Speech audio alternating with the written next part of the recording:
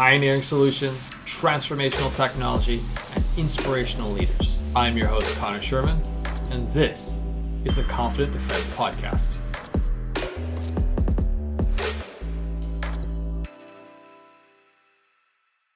Welcome to the Confident Defense Podcast.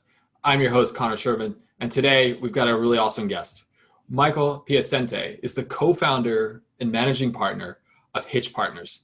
They're a firm that specializes in CISO and security leadership retained search projects. He's also the host of the podcast Hitch Cast. He's a trusted advisor to industry-leading CISOs and has been cited as an expert by the Wall Street Journal. Michael, thank you so much for your time today and jumping on the podcast with us. Thanks, Connor. It's great to see you. You and I got our relationship started a while back because I, like so many security leaders, was looking for my next home. I was looking for that trusted advisor to help me kind of navigate my journey, weigh my options, understand what might be out there for me.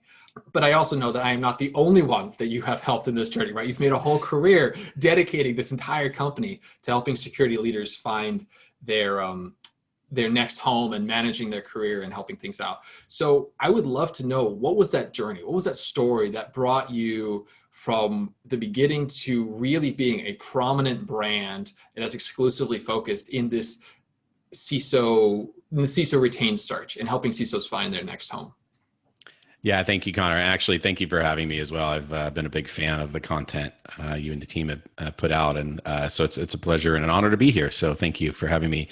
And yeah, I hope today be able to provide some guidance and some enlightenment on what CISOs are up against, which is a lot, and times have been really intensified this last few years. So that would be. Hopefully we can get through a lot, and I'm looking forward to it.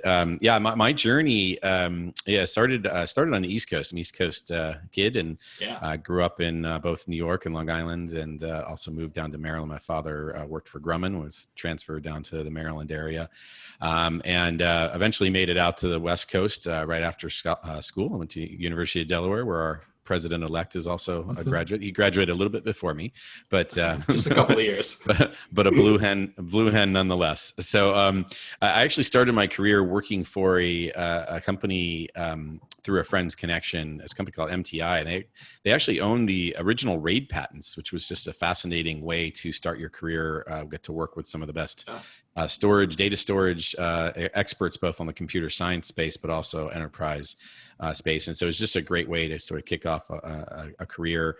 And that led to a career in managed service operations, specifically in the data center world. I worked with early member of a company called Sitesmith, which is an amazing company in the Silicon Valley. Eventually, it was acquired by a big data center company, and then we spun off to found a company called OpSource, which I was a co-founder.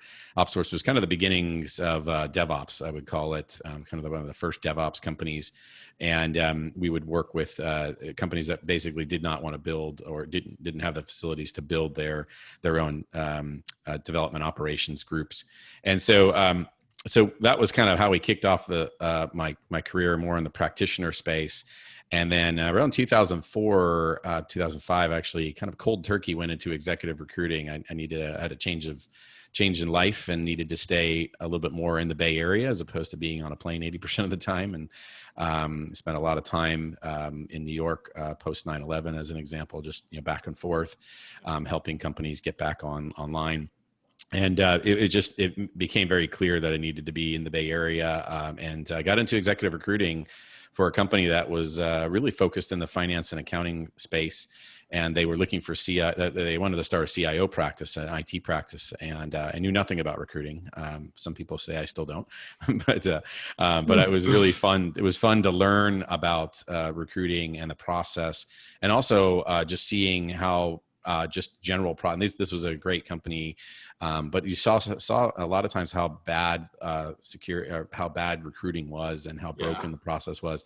And unfortunately, Connor, that didn't end at like the director or even CIO level. It was all up and down the process, and we'll get into that a little bit later. But so we were doing CIO search for about 10 years, and around 2009, 10, we started getting CIO requirements, and it was odd. They would call, I'll never forget the first one, which was a big technology company in the Valley. They called and said, we're looking for a CIO. And naturally I said, okay, let's walk through the pain. And their number one pain was really software licensing. And I was like, that's very odd. And they started explaining that they had about 35 to 50 engineers that went and maxed out their company credit cards on instances for AWS at the time, and because IT wasn't able to provide the compute and the compute and data power. And I just said, well, that's interesting. It's an interesting reason to call, but what about enterprise data? What about SaaS, things of that nature? Yeah. And it really was about the software licensing issue. And I said, well, what about the security? And it was like, Amazon has that covered. That's all part of the package. And very famous last words. Yeah, I just remember saying, is it now? So I realized that this was becoming a trend. And that's kind of right when Hitch Partners and the concept sort of, we didn't know it was going to be called Hitch Partners, but that was the concept, was that we now have an entire focus outside of protecting the fortress, protecting the fence, endpoint and IT, corporate security, even AppSec at the time, that we were really moving towards securing the code. And that software producing companies were producing code in the cloud, and there needed to be something done about it. There needed to be more awareness and education. And so that's kind of the presence of Hitch Partners and how we kind of came to be. We now specialize in CISO search, specifically software development, high consequence software developing companies, which pretty much is everyone now post pandemic.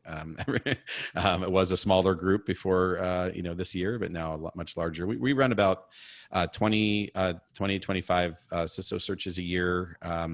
We have a very diverse team. Our team is not actually recruiter based. Most of the team members we have do not have actually experiences in recruiting, which we designed specifically because we wanted them to come from all walks of life. We wanted them to have different views and really look at the pain and the problem without the filter of potential bad habits from recruiting. Yes. And so we handle CISO and layer down. It's a retained model, and we spend a lot of time, as you mentioned in the intro, on education and advisory. We spend about 5 to 10 times a month where we're advising a CISO and sort of mentoring them on their brand and just different tools they can use, artifacts they can build. And that is the real fun part. So that's a little bit about the journey. I mean, I guess, for us, I wake up every day and say, how can I fix executive recruiting? I don't look at it as a CISO challenge or a sales challenge or a CMO. I think that there's a systematic or systemic break in the way that people look at executive recruiting. It's more of they think of it as a switch they can turn on and off. And we look at it as very much a consultative advisory level position. That's both the candidate side and the client side. And so we really try to strive to focus on a repeatable, efficient process that everyone can understand, something that's super simple from our contracts on, and just really work on a cadence to help kind of a better quality of communication. But there's no secret sauce, so to speak. But a lot of it comes from my background and just Wow. what we want to try to achieve. So. You do have one piece of secret sauce, which is people trust you. Like you've developed this rapport and this trust, and you have this network of incredible people who look to you and you to them, right? So, wow, I think, I'm just give you a bit of love here. So like, when I look at most recruiting firms out there, it's a numbers game, right? It's just like, how many people can I put through this funnel? Hopefully someone sticks, the right keywords, pick up, whatever. And while that may not be as pronounced at the CISO level, I was just talking with somebody earlier today, and his number one concern, he's a security leader in the space. He's like, we don't have enough qualified leaders. And his real concern was we have this huge dependency, and he comes from a military background. So he was thinking it's more of a national security threat because we look at the national stage and we have all of these countries that we position ourselves in an adversarial way with, like whether it be China or Russia, others. And they've got a really strong cybersecurity presence. Now, we are we skew commercial. So our value as a company is not as a country is really found in our commercial space. So the objects to defend are, as you mentioned earlier, companies that produce high consequence software who are integrated into the operations of companies and such. And so we need high quality leaders in that space. And so, where most people are just kind of like throwing in a resume at the wall and hoping what sticks. I think your magic sauce, and you correct me, I think it is that you have this relationship that you developed in because of that not adversarial, the advisory role that you take in helping coach people. And I could be wrong here, but my experience is that you'll spend years working with senior security leaders who are ready to the CISO role, and then one day stars will align and you'll help them find their next home. But you're not really transaction based. You're really focused on that long-term relationship. Well, thank you for that, first of all, and that's true. I mean, first of all, we get to work with an amazing community, and if you think about who is a CISO, what's the DNA of a CISO, a security leader, and a CIO too. I don't want to count the CIOs out because a lot of CIOs are managing the security function still. These are people that got into this role to service and to be, and they're fixers, and they're curious, and they're bright. And they have downfalls too. They're fixers to a fault. I used to use the word, they're mensches. So they will help someone or some organization to the detriment of their own time, and spend a lot of time helping without thinking about helping, and just getting in there and jumping in and helping, because that's just how they're wired. And that's an amazing trait. It's an amazing trait of humility, of confidence in their abilities. And I think that will come in later in the conversation about what companies need to realize when they're dealing with CISOs, because they are a different breed. They are just genetically altered to just help people and to figure out problems, and really, really tough problems. And to do it so in a way that they can camouflage their communication to their audience, where you don't even know that they're talking about something technical. It's just an amazing superpower, and I just blessed every day we get to work with them, and they're so nice to us. They're so helpful. They're a very collaborative group. It's an influencer position. And so they all, CISOs have, I've been fortunate to be on a number of Slack channels, practitioner Slack channels, and just the conversations going back and forth, the amount that they help one another, they look out for one another, and how they all rally to the cause of helping. It's an absolutely amazing community. And so, we serendipitously, fell into it. And now here we are. So it's a great situation. So. And I actually wanted to talk to you about that, because you see, well, first of all, I completely want to echo that statement. To be a security leader, something has to be fundamentally different with you to willingly take on this role and responsibility. It's like, hey, it's not like a head of, not to pick on anybody else in the executive suite, because their role is just as important, but like a head of marketing, it's like, oh, great, we didn't hit the numbers, we didn't hit the targets, or sales or something, and those have impact. But it's like you're dealing with like catastrophic events could happen on a Tuesday. And as a security leader, you are managing that risk all day long. And you're like, if I can understand my risk profile, if I understand like what could go wrong, great. Let's just keep pushing that horizon out. Let's just do what we need to do. And you've got, all these competing forces, and like a swan, you're supposed to like just glide across the lake with your legs frantically going underneath, Right. Yeah, it's incredible. That's why I love, talk to people. I just actually spoke with a gentleman this morning with a distinguished military background, and just hearing the calmness in his voice, and just what he must have gone through just in this last year of nation state attacks at his very large company. And it's amazing. It's, these are the kind of people you want as leaders. And I just think, I have a bias, obviously I'm in the space, but I do think CISOs are superheroes. And that'll be a theme you'll hear from me, and that's why I always ask them to try to find their superpower, which we can get into. But every CISO, to do this job, and that's also where there's a lot of burnout too. So there's a negative part of it. It is an incredibly demanding role. So yeah, it really is. Now, as we kind of try to understand the CISO market, there has just been this idea that's been around for a while now, but it really kind of got crystallized in a Gartner report. And I want to get your view on this. So earlier this year, Gartner published a report and said, here are the different types of CISOs. You've got the transformational CISO, you've got the post-breach CISO, you've got the steady state CISO, and it goes on. It's about 6 or 7 of these different types of CISOs. And I don't know if that's a fair characterization of different types of CISOs. I was definitely told, okay, you kind of pick a bucket and you kind of just become that. That's where you want to go. What are your views on that, on these different categories of CISOs? Yeah, I'm so glad you brought it up. At the risk of being the ultimate contrarian to Gartner. No offense to their business or analysts. I know they're incredibly bright people, but not a fan. Not a fan. Not a fan of that. And I'll tell you why. And that is, I think that is a very outside looking in approach to try to categorize, which Gartner is very good. I mean, they have the magic quadrant. Everyone's in a bucket and everyone lives by it. I actually take somewhat offense to trying to do that to the CISOs. And that is because in the course of a CISO's position, just a single position, even the position of a 1 year, especially this year, their journey takes them to all those different points, right? At some point, they're a customer that, if you think of a pizza and you split it into different slices, everyone's going to have, based on the time, everyone's going to have a customer facing portion. Everyone's going to have a compliance and risk portion that's time-based and it's repetitive. Everyone's going to have a tactical and operational expertise in SecEng or AppSec or CorpSec.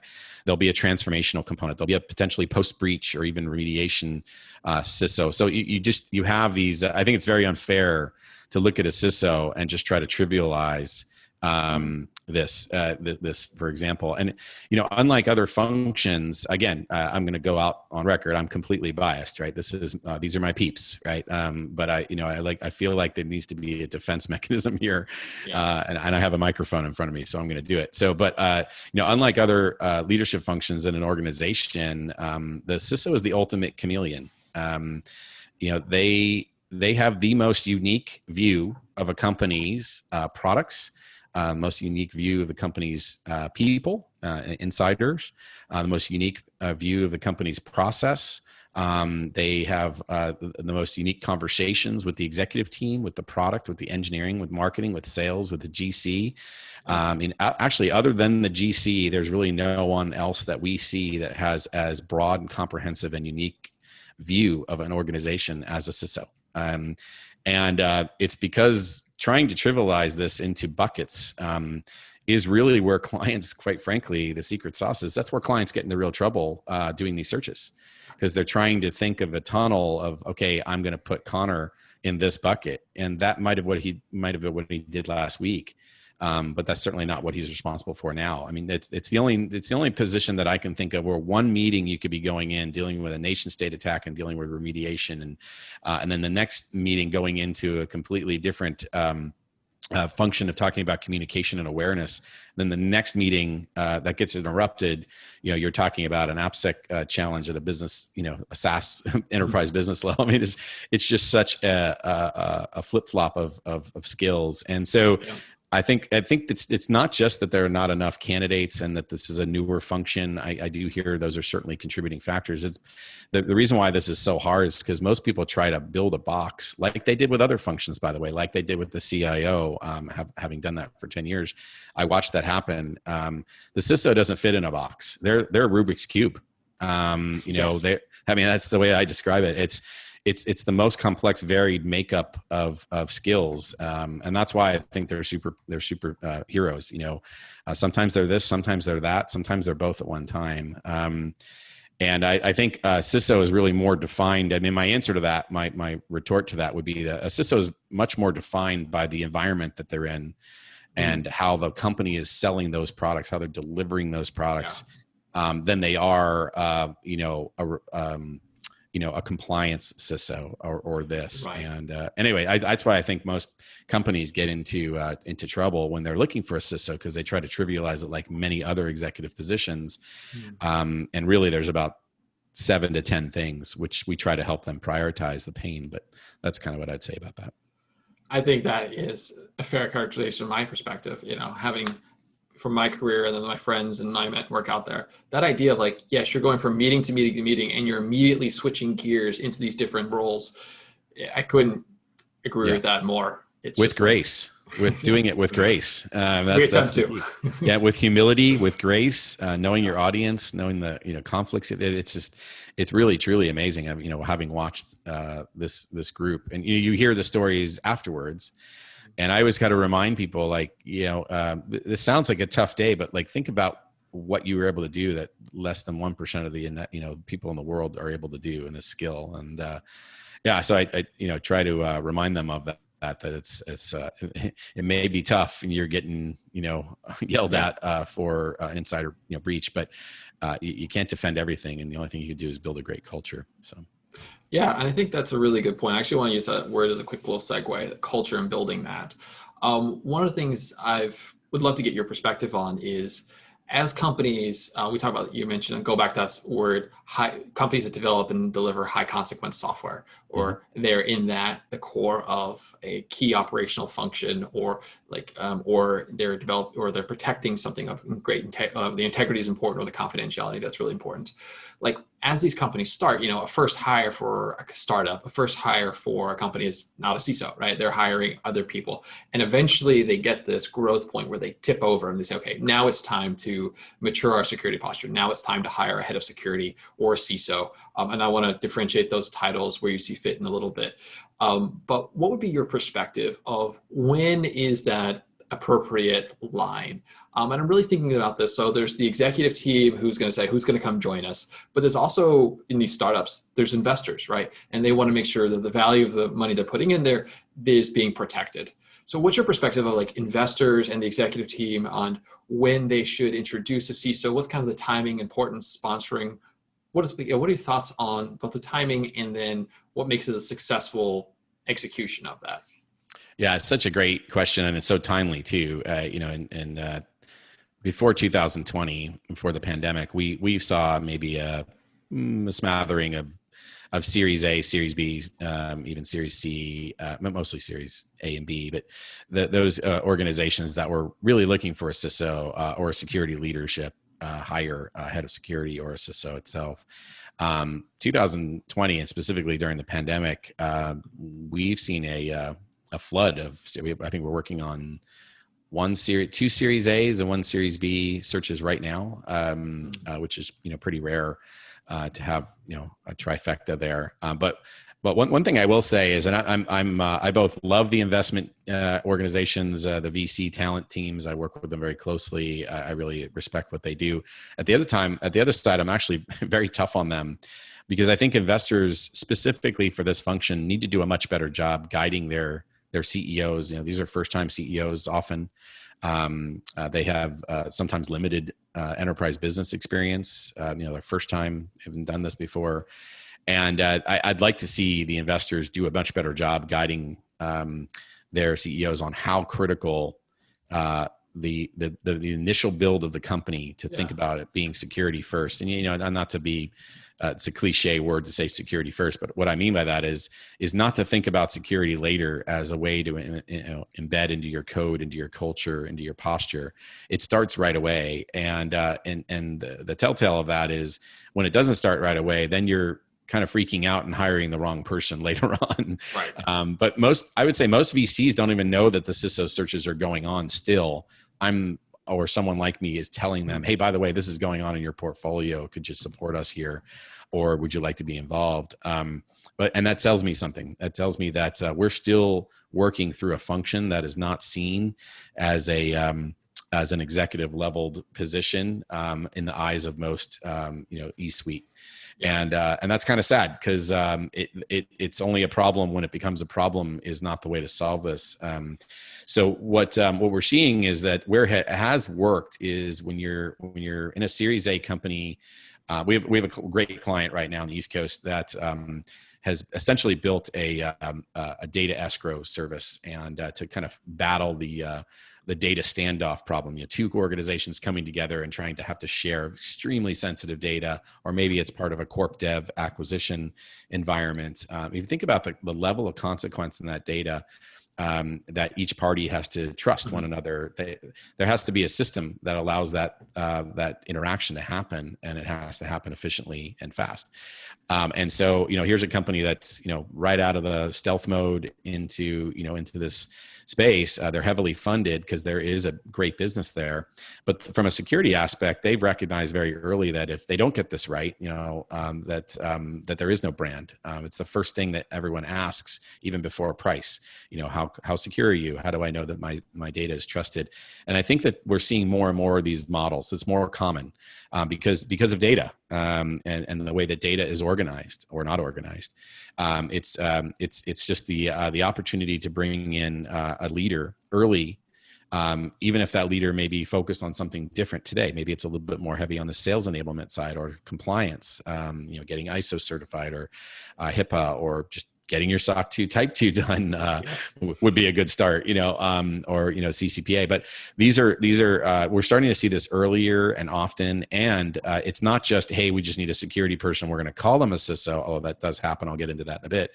But these are bona fide CISO candidates at the highest levels, and if it's not, it's a head of security, maybe now growing into a CISO. But there are some really great stories out there, and I think we're going to see this more as a trend as SaaS becomes more of the household way of doing it, as enterprises actually spin off companies to go be their cloud-based solution. I think we'll see this more often. So that's a really good point. And then I'll say kudos to that company that is looking for a head of a CISO so early on in their life cycle. And I think it goes back to the importance of that. It's not just that's a good example of high consequence data. But I think there is a trend now where people are realizing it's like, not can this software just do the job, but can it do the job well over time? And what's the degree of trust that I can put in that? If I'm going to take this system, the SaaS software, whatever the case is, and embed it into the function of my business, I'm going to, as an executive company, I'm going to want to, when I reach out to use that SaaS service, I want to make sure that that's safe, right? That's like, well, and whatever that means to each company, that safe is a bit of a loaded word there, but that sense of trust. And one of the ways that you can have trust is that, like, okay, somebody's got both hands on the steering wheel at that company, at that vendor that we're going to work with, that being the CISO. Yeah, I think what we'll start to see, and we'll get into a little bit later in trends, but I think we're starting to see some of these smaller companies maybe hire a head of security, not a CISO. But what they're doing, and actually we're actively recommending this, is that, let's say a smaller Series A company may not be able to attract an enterprise or a sitting CISO, a SecEng, scaled environment, and that's okay, right? They shouldn't probably overhire. They might get recruited out pretty early. But what we can say is that there is an appropriate individual, maybe an up and comer in a high consequence, larger startup or mid-sized company or enterprise that could come in, and you pair them with a CISO advisor, which is actually becoming more common. So someone that actually sits on your board, not a freebie, but you need to pay these superheroes for their great work, and really guide that individual on, okay, here's how you round off the edges on board presentation, on an audit committee meeting. Here's how you talk to auditors. Here's how you talk to your product teams. And so you have all this amazing tribal knowledge, and it's a very insular community, and we should really take advantage of it. And I think when we bring that up to clients, to potential customers and clients, they do get that, and many of them make that investment, which is great to see, because it actually helps both. I mean, if you think about a CISO's trajectory, once they get beyond 2 or 3 times, that they also want to become part of boards and be right further up the chain. So this sort of helps work out that muscle, while at the same time the candidate who's coming in gets an amazing mentor built in to the product. That's a fantastic idea. Yeah, and so we're seeing this more often. We're actively recommending it on many of these smaller companies, because they are going to be great one day. They are going to be a brand name. A lot more of them are getting towards an IPO than are getting acquired. And so, you have to start thinking about what your pain is today, maybe compliance and sales enablement, but this will switch very quickly to an engineering problem, to a product related problem. And so how do you prepare your head of security for that? There may be no one in the company that has that skill set to prepare them. So you have to bring someone from the outside to do it. That seems like a really good use of the idea of the VCISO. I think the industry has kind of just landed on the VCSO as we hire a fraction of a person versus having a fraction advise a full person. Right? And I think this model that you're referring to is far more powerful than simply saying, okay, we're going to get 10 hours of this executive and don't worry, everything will be fine. And somehow from the outside, this consultant with 10 hours a week is going to somehow magically run everything and build your program. Right.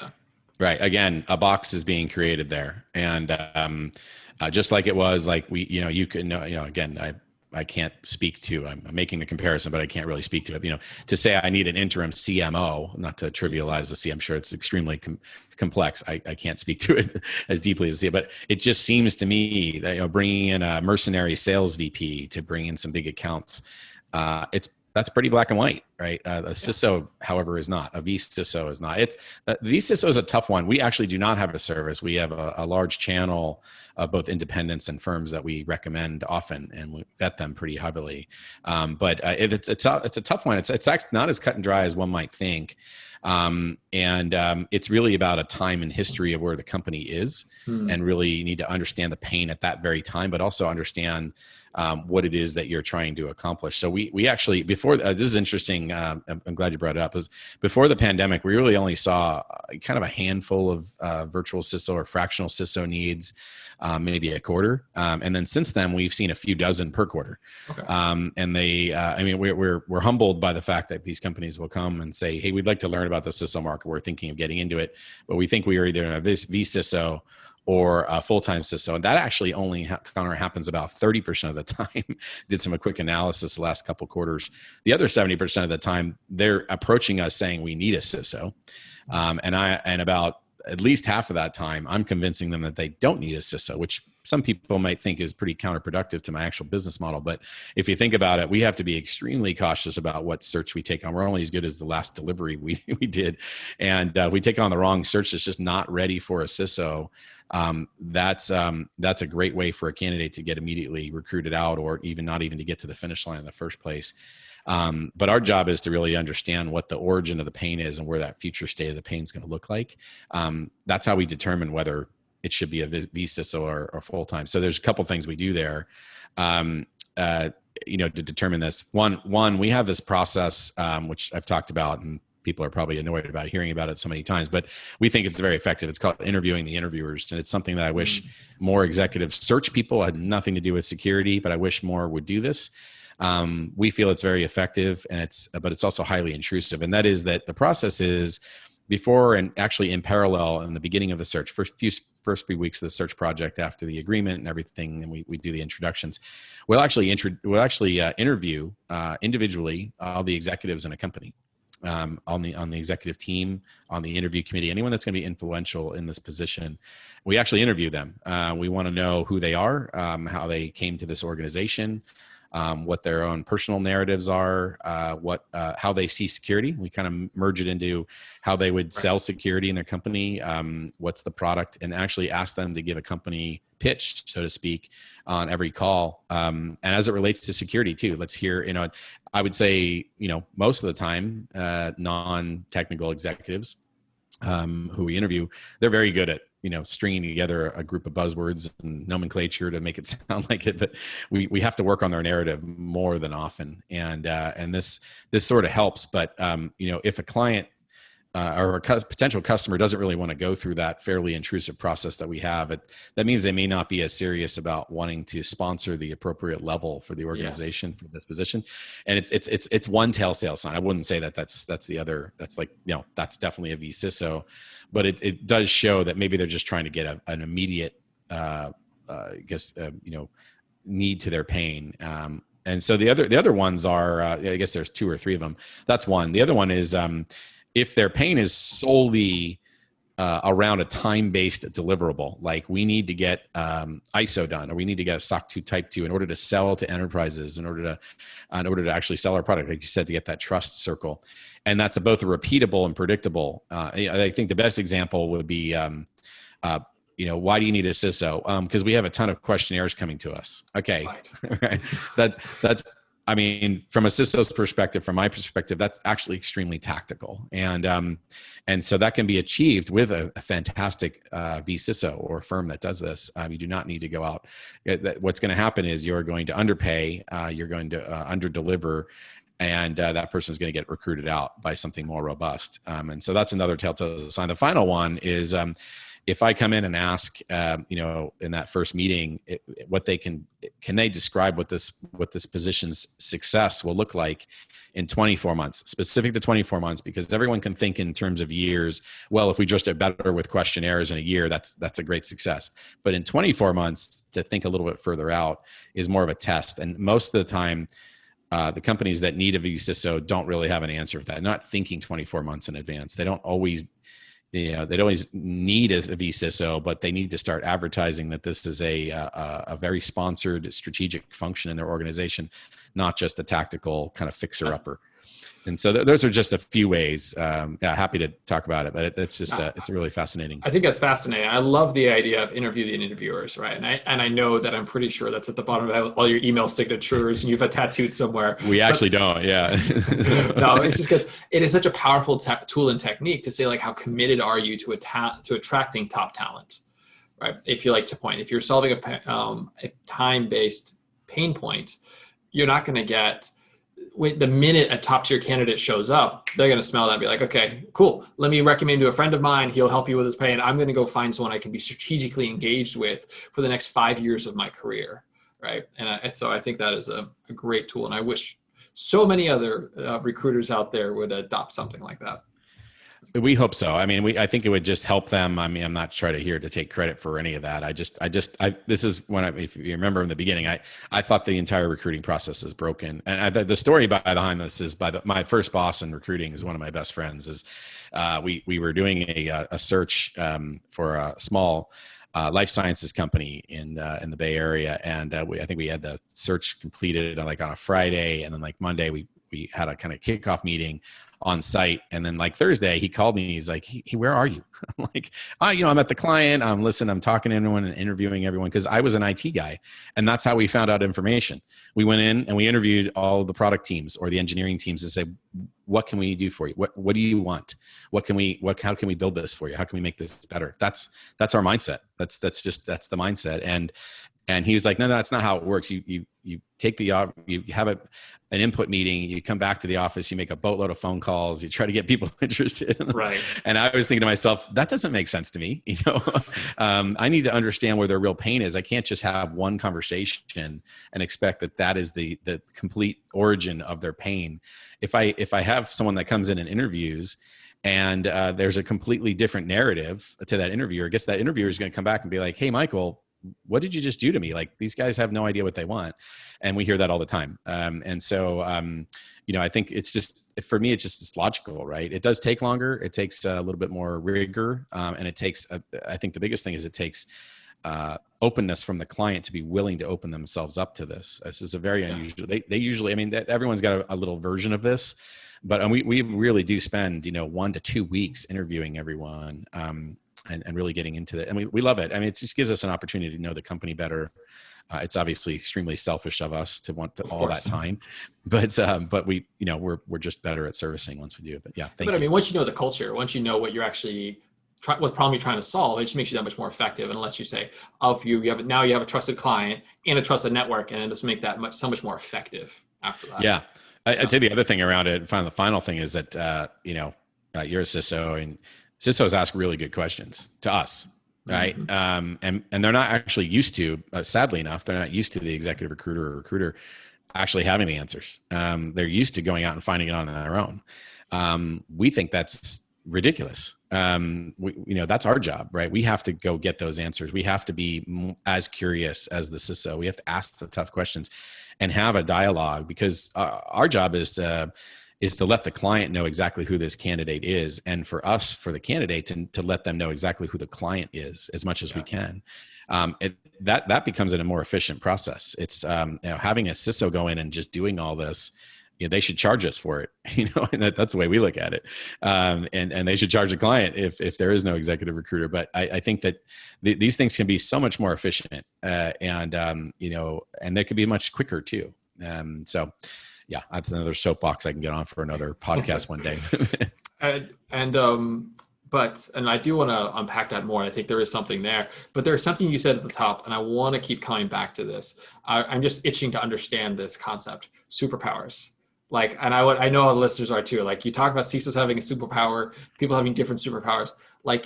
I agree, and not because it's of the role I have, but because of what I see people in my network are doing, what people in my professional friends are doing out there. It's like CISOs truly are something special. So I'd love to get like unpack that phrase for a superpower. What do you mean by that? How does that help kind of orient conversation? Yeah, and first and foremost, I want to give credit to the super. I mean, it's something I thought of for a long time, but the concept actually came from Yael Nagler, who was a dear friend of ours. And if anyone doesn't know her, you should. She's kind of like the CISO whisperer out there. She's phenomenal as an advisor, advisor to CISOs. But so we started talking one day, and really what it comes down to is that CISOs have they all have a superpower, and I'm like, yes, they do. That's right, and what we mean by that is companies are always looking for, here's the box, and we need them to be very strong in AppSec or in compliance or security engineering or ProdSec, whatever the piece is, and that's the entry through the door of the interview. And the superpower is just something that you've spent your 10,000 hours or more really honing in on. You're in the 1%.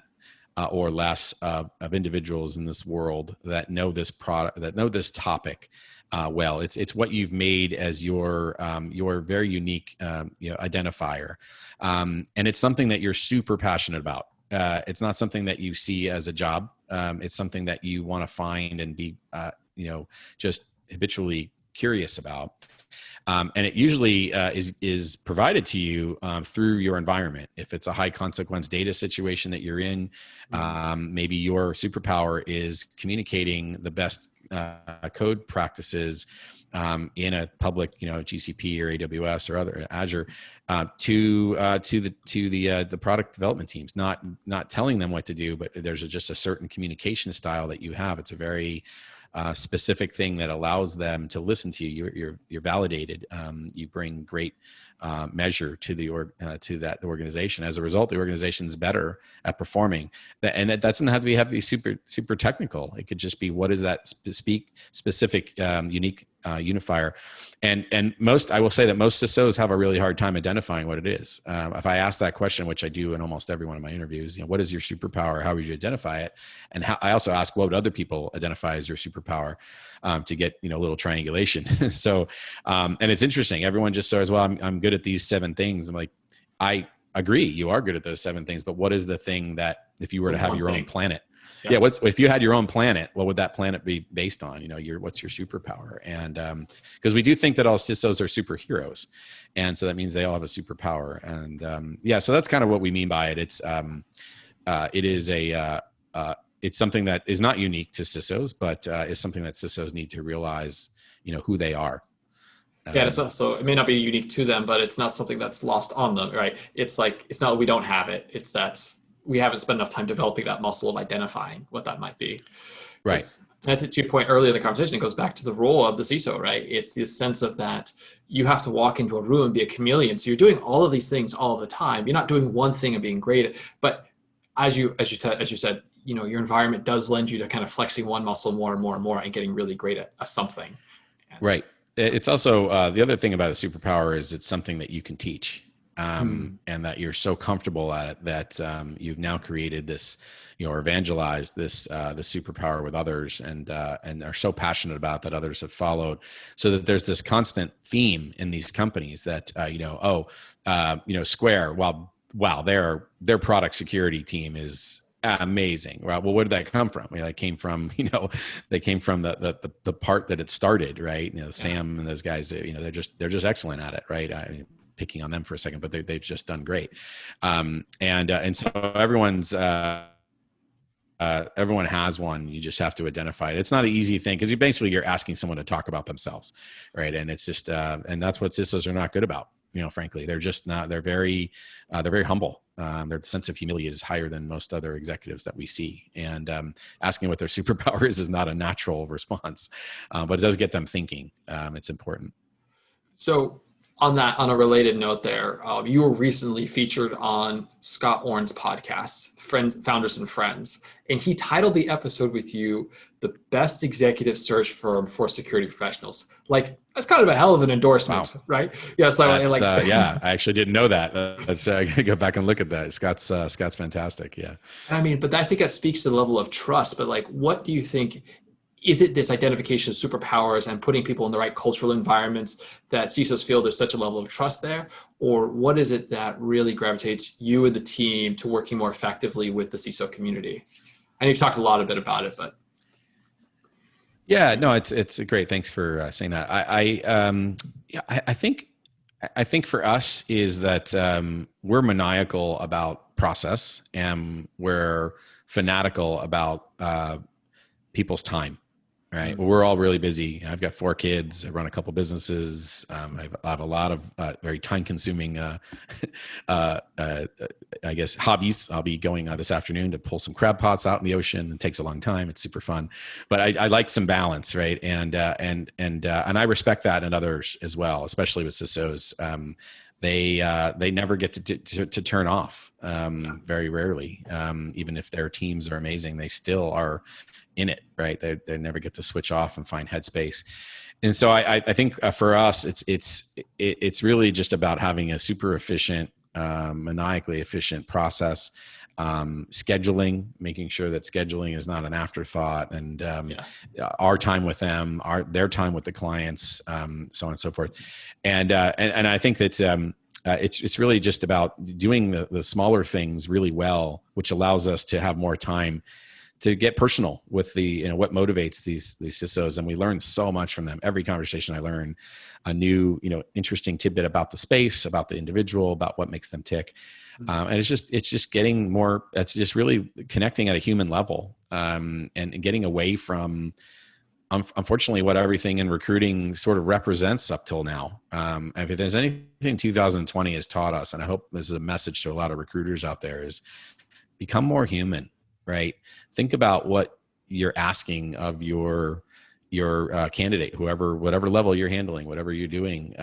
Think about that and think about their life and what they're going through with COVID and their families and the economic issues and political issues. I mean, you always just have to think about who and what they're going through. And this year more than ever should be like right in front of you. And it's not just about quantity.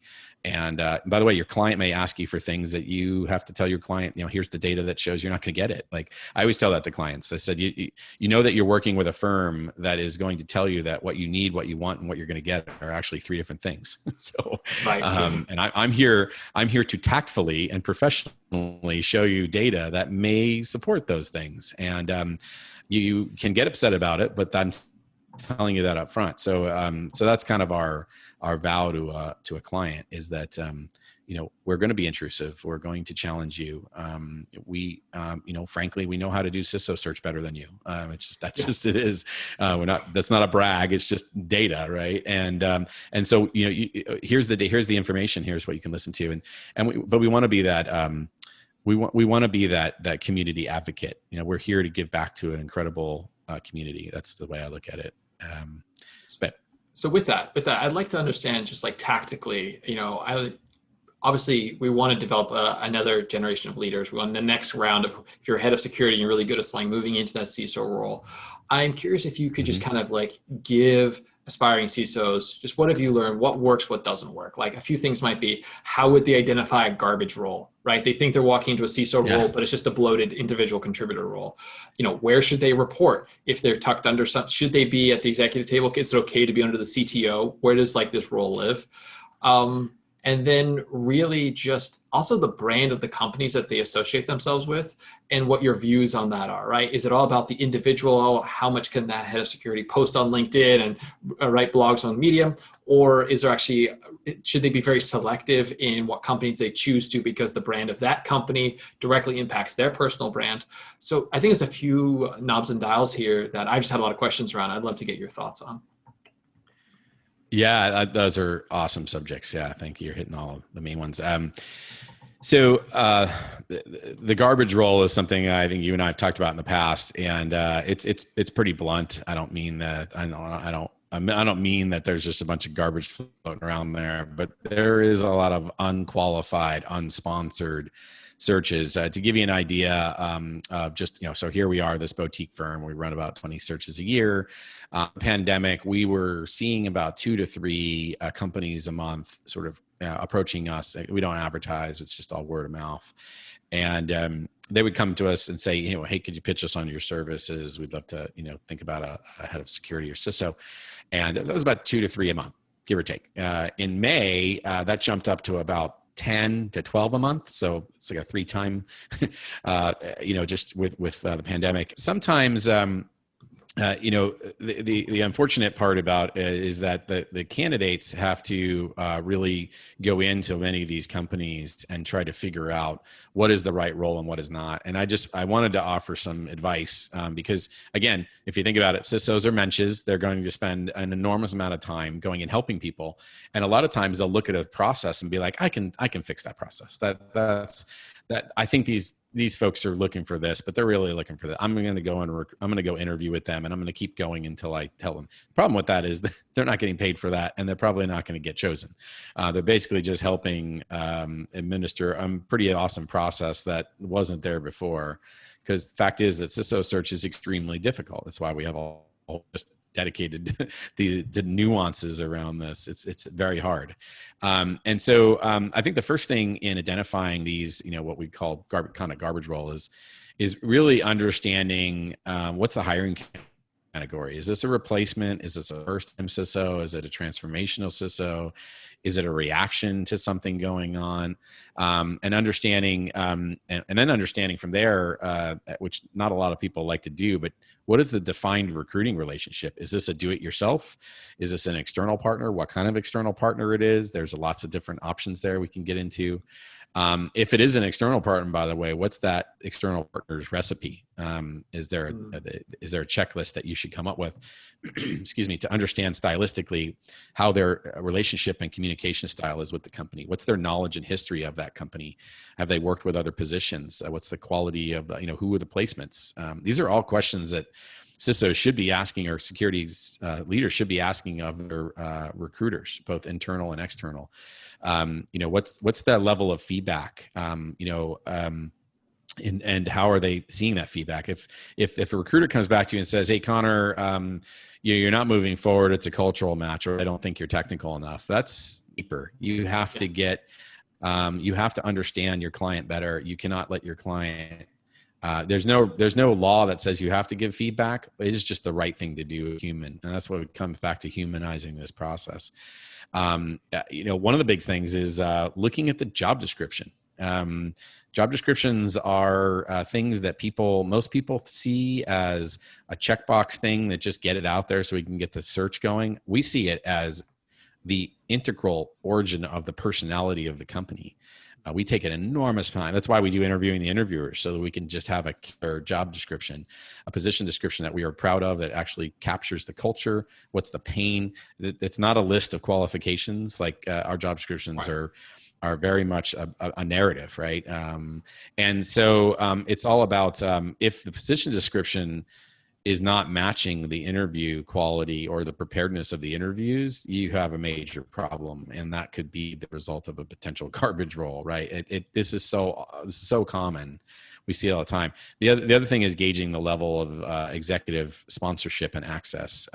If it's inconsistent and someone says, "Well, it's reporting to this role because," right. Okay, well, I actually think you should be reporting this. They haven't settled that. That means that they have some calibration to do, but they probably haven't thought through it. They're probably going to put this at the lowest common denominator, lowest common position that they can get away with, and try to hire until someone says, no, that's not where it goes. And I think there's a few other things. I mean, compensation expectations, we're a big believer on setting compensation expectations early and often. It's not polite or legal to ask people what they're making, but you can ask them what they're targeting, and to really understand, to make sure that there's no misses. I think a lot of garbage jobs try to just woo the best. I'm sure this has happened to you and many others. They try to woo the best candidates in, only to realize that they're not going to be able to afford them, nor are they going to be able to create an environment that's of scale and sponsored and budgeted correctly. Yeah. And that would be consistent with a garbage job. Fair. So I think there's a couple things out there that, yeah. Sorry, go ahead. I wanted just to take a moment on that one, right? So aligning on compensation is really important, but also, and this goes back to the larger theme you've been talking about, aligning on impact. This role, like, is this going to be a role, as you said earlier, that's going to check a box, it's going to solve a discrete problem, or is this going to influence culture? Is this going to change how this company works and does business and ships code and interacts with clients?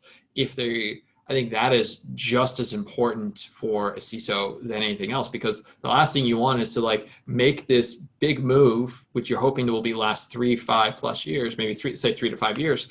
And then you land and you're like, I can't do anything. I have all these tools in my tool belt and I can't use any of them to improve. So anyway, maybe that's my personal soapbox. Absolutely. No, it's well said. I mean, that's exactly what we're seeing. And unfortunately, where I was going to go with the number of searches or number of companies that were coming up to us since August, we've seen over 25 or 20 or 25 companies. Most of those companies that are coming, we actually have a fairly small conversion rate. You have to have the right amount of pain, understanding of how we're retained search. We also have to be willing to be, to work with an intrusive model like ours in order to do a retained CISO search. I would say most of them, 75, 80% of them are really either looking for virtual CISO or they're not really qualified. They'll call us and ask for the first things out of their mouth is, we need to get this done by the end of the year. And it's November 18th, right? That means you're really not thinking critically about this. That means you're reacting to something. It also means that you're probably only looking for something like sales enablement or compliance as the primary goals here, not thinking about the actual security program, what the person can build. And so there's just a lot of this going on, the majority of searches. So my warning to CISOs out there is you're all incredibly, wonderfully nice and curious people. And just be careful of the traps being fallen into some of these searches, because you'll never get the time back. And I think that's what we learned in 2020 is time is of critical nature, right? We only have so much of it. Yeah. So help people. We don't want you to not help people, but just be cautious in doing it and knowing when to run, knowing when to continue. And it's okay to say no. It's okay to say no. Yeah. It's actually great to say no, and to show the data of why. But I will say the one thing that's been a pleasure to watch is the level of education and awareness for companies in general has gotten much better just in this last year, of what a CISO is and what a CISO is not. It seems like it's a glacial movement, but I can see the changes. I can certainly see them. Yeah, I want to unpack this for a second, because you mentioned at the top, there has been trends, good and bad trends happening this year. And so I want to talk about these trends that you're seeing, because you're in it day in, day out. But I want to kind of set the stage for the audience with this. There was an article published out by the Wall Street Journal where the chairman, I'm just going to read off here. So the chairman of the advisory board of the World Economic Forum's Center of Cybersecurity, the mouthful, predicts that the CISO role will be permanently changed. He's quoted as saying, "You'll see the birth of a whole new type of senior security executive after this," meaning COVID. They've proven that this is someone who needs to be able to sit at the table when you're discussing marketing, sales, finance. You can't just bury them 4 levels down in the organization. What are your thoughts on that? And what are some of the trends you're seeing, now that we have COVID, which I think has just kind of accelerated things that were, as you mentioned, happening, but just at a glacial pace? Yeah, I very much agree with 2 statements. One, that is a mouthful, and I'm not sure how you can put that title on a business card. Thankfully, we don't have business cards as much anymore. And 2, no, I absolutely agree with it. And in fact, I would say that many companies are already there.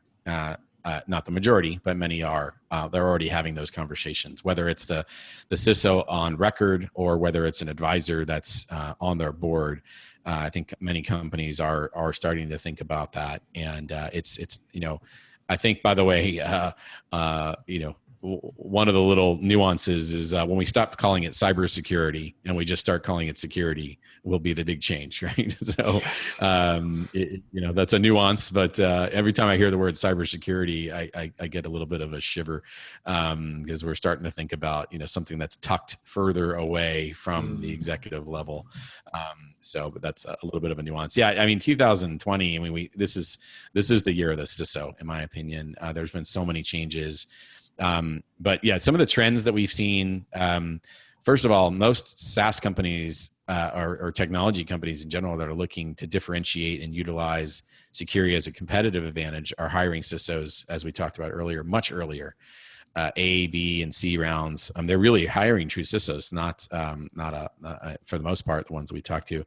It's not a pretty picture on the website with the title underneath it, but they're really getting involved in the product development, in the sales, in the compliance, technical compliance, and really being the translator in the organization. On the flip side, most enterprises, more enterprises now are looking at their CISO and their security organization differently because of this really strong migration towards the cloud that has been forced upon us with COVID. I mean, many companies that had 3 to 5 year migration plans prior to this, and now that's been collapsed and contracted. It's not about putting your SaaS and enterprise business applications in the cloud. It's actually about creating product in the cloud. These big enterprises are now software companies overnight, pretty much. And so now looking across your skill set, saying, okay, who knows cloud security? Jim, Jane, John? Nope. Okay, let's go get a new leader. This has been a big trend that we've seen. Many enterprises have come to us and other firms like us, asking for really a pure cloud infra-sec leader. How can they go down that? So those are two immediate trends. The amount and quantity of positions out there has just probably 5 to 10-fold more. And I know it doesn't seem like that, by the way, in other parts of the country. In some parts of the country, I do hear, gosh, I really can't find the right CISO roles. And unfortunately, it is a regional thing still. Not everywhere are we seeing this crazy growth. But in places where cloud is predominant and accepted and really a household, we're seeing it. I think a couple other ones, there's been some global changes in the reporting structures, as you brought up. In the enterprises, we're definitely seeing a steady decrease of the CISO reporting to the CIO. That decrease, and we have our comp survey coming out, which is also a reporting structure survey, and that'll be coming out in February. And last year we saw, I think the number was like a 30% decrease year over year, and I think that's going to go up this year. It'll be very interesting to see the numbers on that. But we are definitely moving away from that model. In fact, many of our late stage startup clients who are going to go IPO or already through an IPO, they're parking their CIO search and really focusing on the CISO search and actually tucking the IT organization underneath the security organization for the first time, which is a really fascinating kind of flip of what we saw 5 to 7 years ago.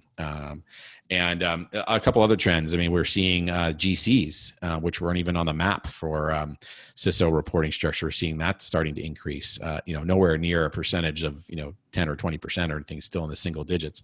But the fact that it's rising just shows that. And by the way, GC kind of gets a bad rap sometimes. They're just think, well, if it's a GC, they don't know technology.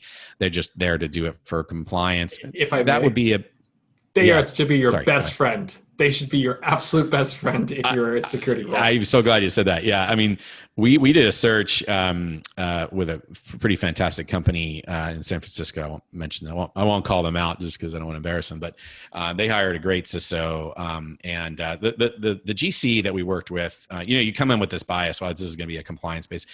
This gentleman knew more about the product, more about the architecture, and more about the company. The view that he had was absolutely incredible, and he would put most product officers to shame.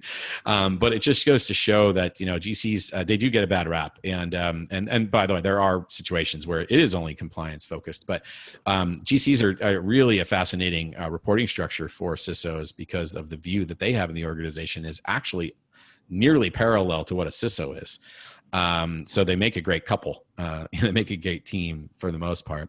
I think the other thing is in technology companies, we're seeing definitely an increase in moving away from a head of engineering reporting. Maybe it be a CTO, but we're seeing a lot more CEO, direct CEO reporting structures. And we'll be interested to see what the enterprise we see there. But there's just a couple of really, the whole reporting structure dynamic is fascinating to watch because for a long time, at least when we first started Hitch Partners, first few years, the CISO really did not have a formal home. We had 8 searches, I think, started last year at the beginning of the year, and all 8 of them reported to a different executive level Right. in those positions. So it's really fascinating to watch that. Yeah, a couple others is that I'd say the reality is that many companies, and I showed from the statistics earlier, that many companies still don't require a CISO. And our job is really to find that out for them, because if they do go hire a CISO and that CISO just lasts a few months or not even a year, they really weren't ready for that. Now, the problem with that is that the candidate who may have been a first-time CISO comes out of the market thinking that they are now a CISO, and really they have just 8 or 9 months underneath them, and they weren't ready. And they really didn't learn anything from this experience other than how to, ask for forgiveness or ask for a lot of things that they couldn't get. But so it's a tough thing. I think the reality is that many companies are still trying to figure out what a CISO is. The good news is that they're trying to figure it out. They're trying, right? They're not just shortcutting and just throwing someone up there for the sake of it. They're actually trying to make different levels of trying, but they are trying nonetheless. And I think the final thing that I would say is, last thing is that the scope of the CISO has just increased immensely. You now not only have IT, which I mentioned before, but physical security is being thrown under there, and not thrown under, being merged in there. Privacy, abuse. There's just so many different facets of the CISO, because they're realizing, wow, this person is a superpower, and they do have this ability to be a chameleon. By the way, some of this newfound scope under the CISO, I maybe for another discussion, but it's not always good, right? We saw this. I watched this happen with the CIO too, and the CIO became the cul-de-sac for technical debt in some cases. And I am worried that could happen with the CISO as well. So it's definitely a warning. As you start seeing an increase in scope suddenly, that means that they're probably going to cut some other areas of the organization and make that your problem. But that's another story for another day. It certainly those are is. just some, I think that's definitely going to be a two-edged sword. It's like, as you have more and more under the scope of the CISO, that means their ability to have direct influence to improving it, right? The friction comes down. But the question will also be, are you sponsored correctly? Are you funded correctly for implementing that change? Like it gives you a different set of problems to solve. Yeah. It does, yeah, and that's what's going on right now with CISOs. I mean, they're escalated in the sales process, deeper in the sales enablement process. They're deeper in compliance and education and execution. They're deeper in cloud security and product level security. I mean, this is all happening before our eyes, all within. It's highlighted in a year, but they're spending more time with the E-suite and the board. It's one of the things we asked on our new survey is, how many times you were presenting to the board, for how long, what are some of the executive protections that you have? These are just, it's amazing watching what's happened this year with the CISO position. So I'm pretty bullish on it, obviously extremely biased, but I want to see good by the CISO community. It's certainly well deserved. Well, Michael, thank you so much for your time, mate. I mean, this has been such an incredible, however long it's been a conversation, it's been such an incredible moment to just kind of stop and just connect and really get your unique vantage points on what it means to be an effective CISO, and what are the skill sets that are being demanded of this community, how they're responding, and of course, where the best fit is for those companies. You are right. There's going to be a second conversation coming after this. There's so much more to unpack in all these different areas. But for anyone who's listening to this, what would be the best way for them to reach out to you and connect with you in the interim? Is it LinkedIn, Twitter? What's the best platform for people to connect with you? Yeah, thank you, Connor. I think LinkedIn is probably the easiest because it's kind of the de facto. But email at michael.piacente@hitchpartners.com. Which we can put in there, but or just LinkedIn. But happy to speak with any one of your audience members about where they are in their career, and just listen to them. Really, just listen to what they are looking for, and try to help as best as I can. But appreciate this opportunity. It's been an honor. My sincere pleasure. And I'll just say to everyone who's listening to this, don't forget to check out Michael's podcast with Hitch Cast. You've got that on both the website, and you're hosting that on Fireside FM. It's pretty easy if you just search for Hitch Cast. And then, of course, you have that CISO survey that you talked about towards the end here. So we'll link up to that as well for people who might want to uncover some good gems there. So anyway, Michael, thank you again so much for your time. I really appreciate it. And until next time, we will talk again. All right. Have a great Thanksgiving. Thanks so much for your time. You too. Thank you, Michael.